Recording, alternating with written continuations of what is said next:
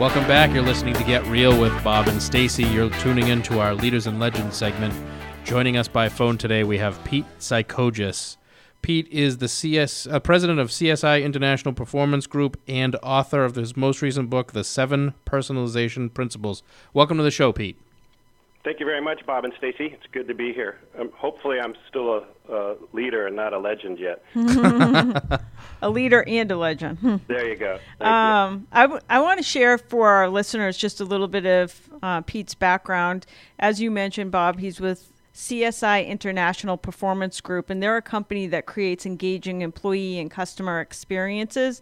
And prior to joining CSI, Pete served as an executive member of one of the largest instructional system association companies in the world. He led all the front-end analysis and worked directly with Dr. Ken Blanchard, which many of us know who he is through all of his books. He led one of the largest scale e-learning and employee engagement initiatives. Pete has another book, Leading from the Front Lines, and his new book is The 7 Personalization Principles. Share with us, Pete, what the new book is all about. Thank you, Stacy. I'd be happy to. It's a great book. It's short, similar to Blanchard's books, meaning that even though there's lots of research and lots of background, it's still a very easy, quick read. And what the book discusses is how customization and creating real-time, personalized service interactions are the megatrends today and really the megatrends for the next decades to come. And the book goes into detail around each of the 7 principles, but more importantly, it looks at proven winners who have had strategic focus around personalization for many years and in some cases decades. And these companies are Netflix, Nordstrom's, Disney, Southwest Airlines, Apple, Starbucks, and Timbuktu, which is a small retailer, that are all creating sustainable service success by embodying these, what we call personalization principles. Gotcha. So I'm super excited about today's program because I think of all the things that are difficult when you're trying to scale a business, like personalizing the experience seems like it's the most difficult. Can you share the 7 personalization principles that you talk about in the book? Be happy to. Maybe make a comment first, Stacy. Yep. I agree. It's one of the harder things in business to do today. With the proliferation of all these apps, technology, and now even robots that are inside of our businesses, how do we create a personalized, friendly, hassle-free experience is one of the harder things to do. But what we found in these companies that we profiled have been doing it for years and decades, and it's really exciting because it's possible for any type size of business, not just for these big iconic brands. So quickly, the principles are be authentic, be hospitable, be empathetic, be committed, be competent, be friendly, and be fun. And I'll go into a little depth in each one of them. And maybe before I do, I'll talk about that they're all interdependent, meaning that if you're great at 6 and not good at 1, you're going to be lacking in your success and sustainability. And so if I may, I'll cover each one of these just briefly. Okay. And then maybe we can talk about an example or two that we learned from the research about how these principles play out. Got it. Make sense? Yep, let's do it. Well, the first personalization principle is authenticity. And let's face it today, whether you're in the real estate business, whether you're selling an Apple Watch, there's such an abundance of oftentimes unauthentic, self-interested people that it's really refreshing and sometimes rare to interact with a provider or an individual who treats you with authenticity. I think today more than ever, human beings crave authentic, personalized, and hassle-free interactions. In fact, I'd argue that people don't get enough authenticity in their interactions with other human beings. The second personalization principle is developing and maintaining a positive, hospitable attitude. If you think about it, creating a hospitable attitude isn't just for business. It's an important skill for the rest of your personal life as well. And if you think about it, a positive attitude or a hospitable attitude is almost always a precursor to sustainable success. Being empathetic in business with both your teammates and your customers is the third personalization principle. Being empathetic when a colleague or a customer is having a challenge or an issue is also critically important today. I think demonstrating empathy is the ability to really understand and, more importantly, create the type of experience that your customer desires. The fourth personalization principle is commitment. Are you committed to your mission? Are you committed to your job? Are you committed to your personal growth? Are you committed to exceeding your customers' expectations? Now, the answer to these type of questions is really paramount if you're going to be a success at personalization as well as exceeding your customers' expectations. You can be authentic, you can be empathetic, you can be hospitable, you can be fun, friendly, you can have loads of ability and competence. However, if you don't have commitment, the rest of those principles really lack efficacy. And if you think about it, and I think about it a lot, there's really a large difference between being committed and being interested in something. Committed people show up no matter what. Interested people say it's partly cloudy, I'm not in the game. The fifth personalization principle is competence. If you don't have competence today, meaning the skills and the ability to excel in your role, then I believe your commitment's going to soon suffer. This is really a critical principle if you're in a leadership role too. If you're a leader, and many of you are listening today, it's really important. You need to enable your team with skills and development to ensure they have the competence and the ability to solve your customers' problems, whether that be an internal customer or an external customer. Competence today doesn't mean you're going to be competent in the future. It's critically important to thrive in the personalization economy requires that all of us are going to be continual learners today, that we need to have opportunities to enhance our competence and our ability. So anyone serving a customer has to be increasingly competent and committed. The sixth personalization principle is friendliness. It's one of the things we learned that every one of the clients or customers that we profiled in the book hired to friendliness. I think friendly people rule today. If you think about it from a business standpoint, one rude person can ruin years of loyalty, and friendly people can create decades of loyalty. What we learned from the research and what I learned from traveling the world with Ken Blanchard is that I believe the best leaders have figured this out. What they figured out is you cannot train friendly. People either have that friendly gene or they do not. And every one of the companies in our research group hired to friendly. If you think about it, if you want your customers to stay longer, whether you're selling a house, a mortgage, an Apple Watch, or a cup of coffee, it doesn't matter. If you want your customers to stay longer, buy more, and refer others, it's critically important that you and your team ooze friendliness with each and every interaction. If you're not friendly today, you're failing. You're falling behind. The seventh personalization principle is fun. It's another one that every one of the companies hired and recruited to friendly and fun. If you think about it, and I do, I think fun is a serious issue. Especially today, I think we could all agree that today's hyper, fast-paced technology world, the little extra fun, one or two extra laughs, and especially doing something fun or fulfilling for a customer or colleague is going to be really welcome today. So those are the seven principles. Again, they all have to be interdependent and work in harmony. And if you'd like, maybe we can talk about how these principles are shown in action in a company or two. Yes, I have like 100 questions. So I have about 200. Yeah. We may have to stretch out this interview a little bit. All right. I'm only good for 3 answers. Yeah. So first, let's talk, for example, we talked for a second about Nordstrom's, and I'm going to give you an example with my own company. So I grew my real estate company from 10 agents to now 400 agents. And the way I grew it was developing a culture of like personalized service. The bigger you get, the harder it is to not become a bureaucracy. And even the little things, like when 10 years ago when I had, say, 50 real estate agents, we would do like send out gifts to the agents on their birthday and then send out gifts to their family members and like to really get them engaged. And they were like hand selected.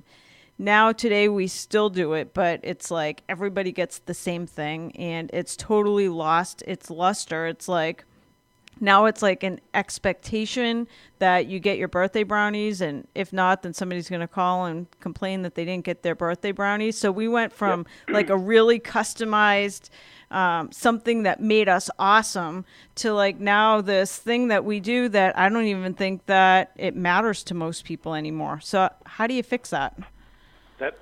First of all, Stacy, congratulations on the growth.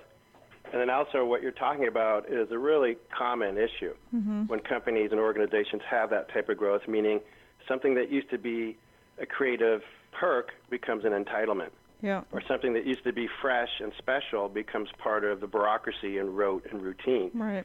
And there's two things that organizations need to do, and especially leaders. Leaders need to stay attuned for looking for policies and procedures that have outlived their useful date. Mm-hmm. Right? That used to be great and it worked once, but now it's clearly not working. So how do we freshen that so it doesn't become an entitlement and it achieves the outcome that we're looking for, which is really personalized, one-on-one service, not one size fits all, like again it's growing into. And we talk about Nordstrom's, and now that's a huge organization. They have that many people in one store, and they've grown globally. And so I had a chance many years ago to sit down with Bruce Nordstrom of Nordstrom's and talk about how do you run an organization that has such great consistent service all over every place and not have your employees take advantage of you. And he said something that's forever changed my life. He said, Pete, most organizations design their policies and procedures for the 5% who are going to screw you. And what I figured out at Nordstrom's is we can't write enough policies and procedures to protect ourselves from that 5%. So what we chose to do here at Nordstrom's is design our organization for the 95% who are going to protect us and protect our customers. And I think it's worked out pretty well. Wow. And so it's kind of folklore in the leadership management industry, but Nordstrom's company culture is one that's really authentic. And it's one of the things that most people like me talk about when they give speeches. And that's the fact that Nordstrom's policy or their handbook only has one rule. And that one rule for their employees is, quote unquote, to use their best judgment at all times. That's awesome. So nice, easy Isn't rule. that awesome? I'm going to throw out my 50-page policy and procedure manual. You need one line. And again, it's not loosey-goosey. I mean, we talked a little about this before the call started, is they do have values, and they're very strict on enforcing their values. Yes. But they don't have a bunch of silly policies because they hire really bright, intelligent people, and then they let them use that intelligence to be authentic, to be hospitable, to be empathetic.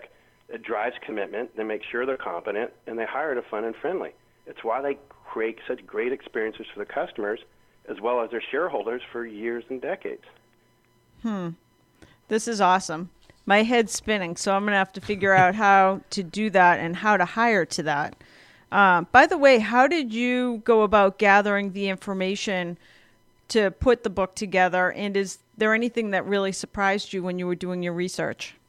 A couple things. One is it was an eclectic way of gathering research. One is because I've traveled the world and had the pleasure to work with many iconic brands, both good and bad and neutral, I had some insight into these organizations. And what I really wanted to dig into is how have they evolved through the changing times and continue to thrive? And so a lot of it was my life's work. And then here at CSA International, we spent many years doing both action research, meaning shopping these organizations, and then a bunch of book work where we did tons of research around what were their management practices, how are they getting these results, how are they supporting these principles. So it's really a blend of those three.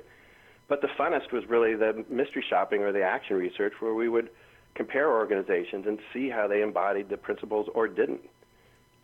I would do a lot of mystery shopping, like for ice cream and maybe cakes. Yeah. And so two, maybe couple surprises. One that was really positive is that what we learned is that the best organizations, the one who made the cut and made it into the book, were great at all seven. Many of the ones that we really liked but just didn't have the sustainable results were maybe great at 5 and were lacking at 2. So that was kind of a positive confirmation. But the other kind of surprise is that every one of these companies, and they're all different segments serving all sorts of different customers, hire and recruit to their culture of fun and friendly because they know those two things can't be trained. And so they can train and develop the rest of the skills and the competencies, but the fun and friendliness is something that was a common factor amongst all these very different organizations. And so that was kind of very kind of confirming and surprising as well. It also seems like even if you have to spend more, and I'm not even saying that they do, but to recruit that kind of talent, I think these types of organizations have such amazing word-of-mouth marketing that like their customers are the ones marketing the brands for them. They're not having to spend millions of dollars on TV advertising. Yeah, Stacy, it's both. You really hit the nail right on the head, is that when you have great service that starts from the inside out, when you have an organization that's living these principles, you're exactly right, Stacy. Your customers become an extended sales force for your organization. Mm-hmm. But there's the flip side is your service can't be ever better than your internal service. Your brand externally can never be better than your internal brand. Mm-hmm. So what happens, and he'll give you a real life example, when Nordstrom's opens up a new store in a new mall, and when we were consulting with them way back when, and they're just opening up in Tyson's Corner in Virginia, Nordstrom's didn't have to advertise. Right. Everybody knew Nordstrom's was coming, and everybody who worked at a similar company wanted to go work for Nordstrom's. Why? Because they're legendary for letting people use their brain to be creative. They're legendary for having hassle-free policies. They're legendary for their customer service. They're legendary for their career growth. Why wouldn't you want to work there if you could just walk 300 yards and pretty much sell the same stuff? Right. Wow. That's a good point. So any big disappointments that you found in your research? Well, I don't know if it was a big disappointment, but maybe it was a personal disappointment, because one of the companies that was right on the cusp, and they were in the book, and there was 8 companies instead of 7, was Chipotle. Mm-hmm. And right when we were publishing the first draft of the book, Chipotle had the big, food-borne illness issue. Yep. And I still think Chipotle is a very good company, and I think over the long term, they're probably going to be a leader in food safety. Mm-hmm. But right when we were publishing the book, we were debating whether to put it in or not. And the disappointing thing is when we dug a little deeper in the research, there was no alignment between senior leaders or any leaders anywhere in the company I could find between their incentives and food safety. It was all about stock price. And so when you have the very top of the CEO down to the store manager not being incentivized for food safety, that was kind of disappointing. I'm sure they're going to change it. Right. Mm. But that was an example of lacking authenticity, lacking some alignment. So even though they're one of our favorite companies as far as the way they service their guests, they didn't make it. And then I was kind of disappointed that some of my personal favorites like Tesla, Uber, Airbnb were just not quite mature enough to make it into this draft. Right. Companies like Facebook and even Zillow in your industry, right? Mm-hmm. They're disruptors, but they're still too early to say, are they enhancing the customer experience? Are they adding to the personalization? How do you all fit into that equation? Because it's another piece of technology that still needs a human. So these are the interesting questions, and it's maybe personalization principles 2.0. Mm. Yes. Well, I am disappointed that our time is already up. It seems like that was like 2 minutes.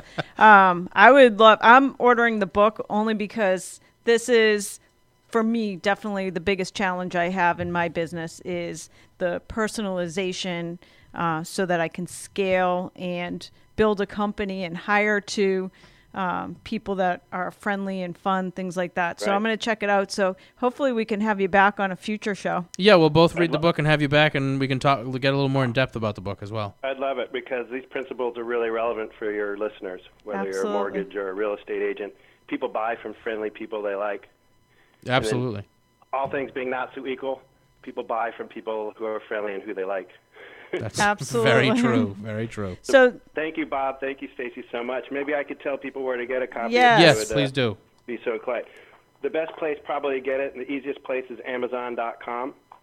It's available for ordering right now. Okay. It's also available directly from us, www.csiperformance.com. And you can call us toll-free at 855-231-8407. Nice. And that is The 7 Personalization Principles by Pete Psichogios. Thank you, Pete, for joining us today. Great. Thanks, Pete. Thank you, Stacy and Bob. That's going to do it for this edition of Get Real. Make sure you tune in again next weekend for more.